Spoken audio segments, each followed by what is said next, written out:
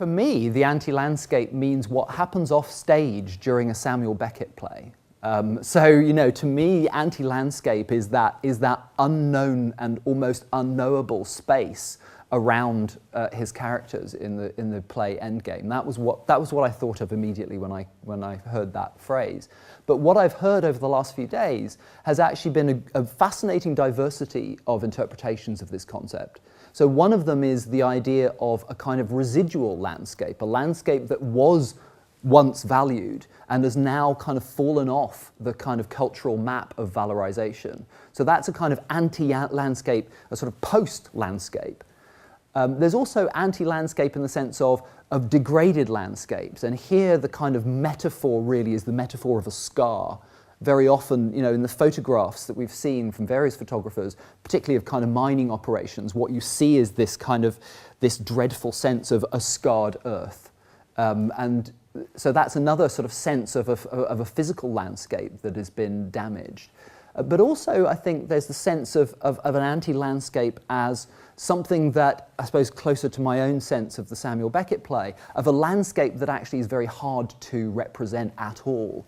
And here, the issues of climate change, of radioactive pollution, of many sorts of pollution actually, is really a very important example of an anti-landscape. Because part of the problem for environmental aesthetics, for environmental art, and for environmentalism generally, is that the big risks, the harms of contemporary civilization are invisible. You know, apart from a big mining scar in the earth, they are very often below the level at which, unlike, you know, the smoke and pollution of the 19th century, they're well below the level at which any individual person, their senses can grasp them.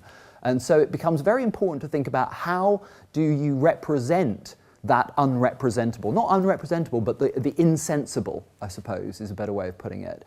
And there, actually, it seems to me that it's the new digital media that are giving us access to that actually, much as I kind of might mourn it, lyric poetry, novels, traditional still photography just don't yield these things very effectively.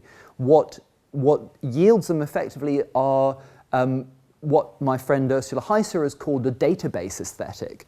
That, you know, when you go and look at a map, for example, of the polluted Superfund sites in the United States, that's a kind of like Google Earth, you know, it's a zoomable artifact. You can zoom in, pull out, you can actually, multiple scales can coexist. And it's that problem of scale that's absolutely all important, because you're looking at, you know, chemical pollution that might be at levels that are virtually undetectable by scientific equipment. You know, there are elusive animals which, you know, you're not going to see them as an individual in a jungle, precisely because they're rare, if nothing else. And so that's where websites and kind of searchable databases and database maps become a new genre of representation. And you also have, of course, the importance of animation.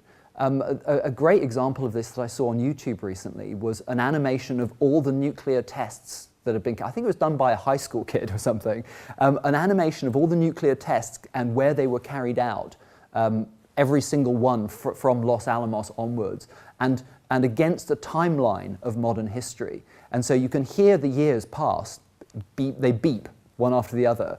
And then at certain points, you know, in the 1950s, and then surprisingly perhaps again in the 1980s, this kind of explosions across the map. And you might connect those up with those very influential maps of Antarctica showing the thinning of the ozone layer. Now these are simulated. It's not that it's not true. Of course there was a thinning of the stratospheric ozone, but there was no hole because the ozone layer was a metaphorical construct to begin with.